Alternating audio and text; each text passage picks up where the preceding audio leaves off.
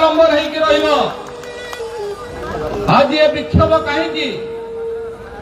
ଆଜି ଏ ବିକ୍ଷୋଭ କରିବାକୁ ଆମେ ବାଧ୍ୟ ହେଇଛୁ କାହିଁକି? ମନେ ପକାନ୍ତୁ 2024 ନିର୍ବାଚନ ସମୟରେ ପଦ୍ମ ଚିହ୍ନର ଦଳ ପ୍ରତିଶ୍ରୁତି ଦେଇଥିଲେ। ଯୋଉ ପ୍ରତିଶ୍ରୁତିକୁ ଆଧାର କରି ଆମର ଅନେକ ସାଧାରଣ ଗରିବ ଖଟିଖିଆ ମଜଦୁର କରୁଥିବା ଲୋକମାନେ ଅବାଟକୁ ଚାଲି ଯାଇଥିଲେ।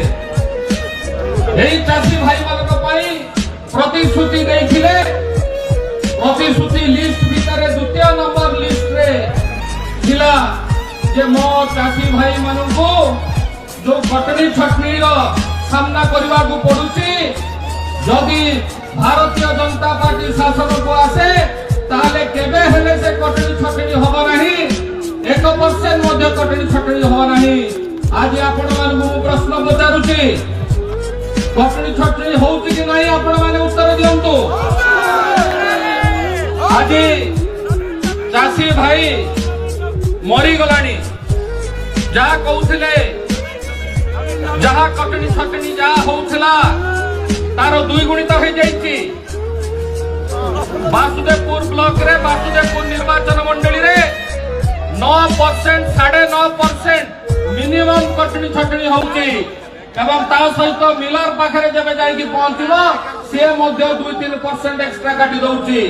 ତ ମୋଟ ଉପରେ 13ରୁ 14% ଧାନ କଟି ଯାଉଛି।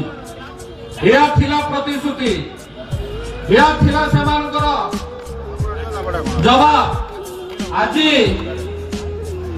କହିଥିଲେ ଯେ ଆମେ ଇନପୁଟ ସବସିडी ଦେବୁ, କିନ୍ତୁ ଇନପୁଟ ସବସିडी ଦେବା ଆଧାରରେ जो एकर पिछा जो प्रोडक्शन होता जहां 15ରୁ 18 क्विंटाल धान से मंजूरी दौले आज 12ରୁ 13 क्विंटाल कर तार अर्थ कौन, तार मूल्य कौन? 150 क्विंटाल कैपिंग कर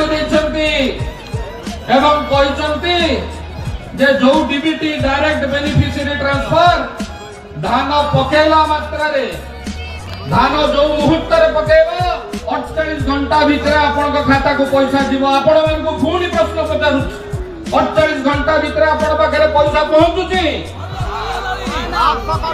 ये मध्य गोटे प्रतिश्रुति देइथिले। धान मंडी रे पड़िबो नाही, सीधा सड़क मिलर माने नहीं जिवे।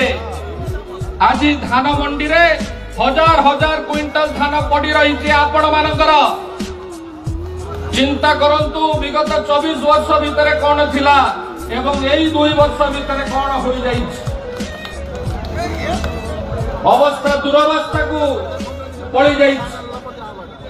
मु आशा करी जे जो विक्षोभ आमे करूचे से नवीन बाबूंकर मुख को चाही 24 वर्ष धर आमे श्रृंखलित भाव में तांको सहित रहिचे एवं सी मध्य विशेषकर चाषी कूड़ जहा करी हुए तो भारत वर्ष में कौन से मुख्यमंत्री केवे हेले करि नथिले।